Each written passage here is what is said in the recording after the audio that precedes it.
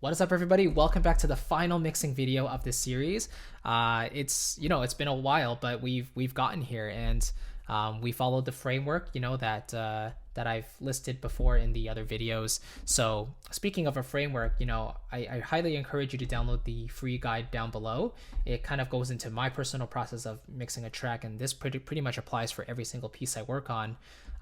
There's always a decision, there's always a goal, there's always a certain sound in mind. So the worst thing we can do is mix aimlessly. We want to make decisions deliberately, right? When we're in the mixing process. So the guide below will tell you step by step how I approach a certain mix. And this pretty much applies to every genre of music. So yeah, it's for free. Just download it down below and you can follow it for your next mix. But let's kind of recap what we did. We organized our tracks. We kind of primed them to sound as good as possible. We did a static mix. So we generally balanced one area. And so we kind of established a good balance for the entire thing, but we had to do some polish with automation, which we did later. And now finally, we're going to bring everything up to a commercial volume. So we do that in the mastering phase very quickly. And I'm going to use iZotope's Ozone 8 Elements. So it's a very affordable plugin, this one. It's kind of taken from their larger Ozone 8 series, but it's very, very effective, and it does a really good job because it has kind of an AI. So if you play a section of your song, it'll actually analyze your song in real time and provide you with customized presets of what they suggest would be a good commercial standard. So let's have a listen here, see what we can do here. So as soon as I start playing this, I'm going to click Master Assistant, and then I'm going to let it do its thing. All right, so here we go. Go to a louder section. Here we go.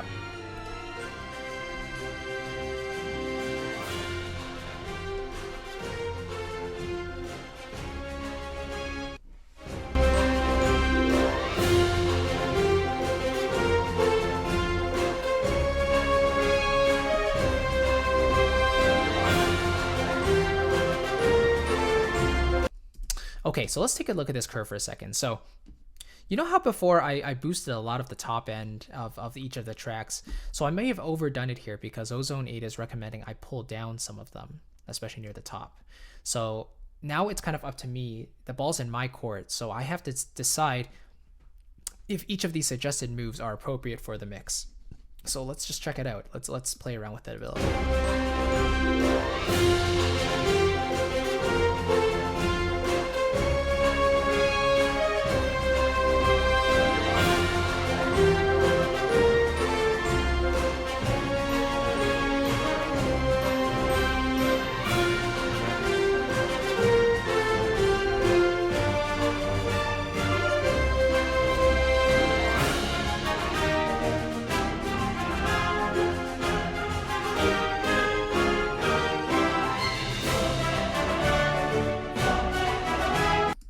Okay, I'm pretty happy with that. Now let's use the imager. So basically this is a stereo widener. So the more to the left I go, it's mono. The more to the right, the more stereo.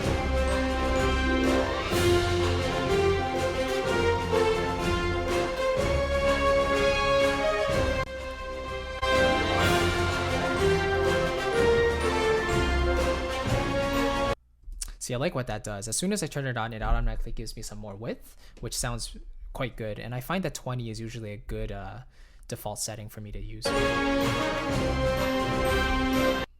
And then finally, the maximizer is what is boosting the volume a lot. So they gave me this default setting. I'm going to stick with it. I think it sounds great. So yeah, that's basically it. Let's just have a quick listen to the rest of the track here.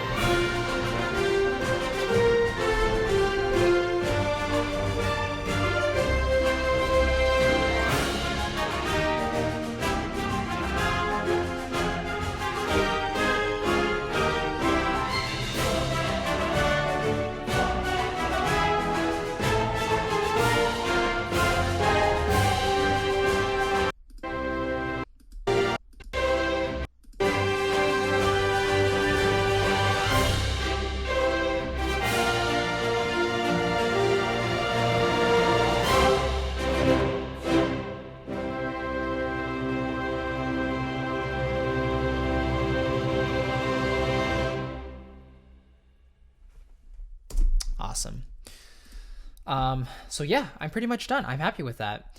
And how many plugins did I use really? Well, the majority of them are on the master bus.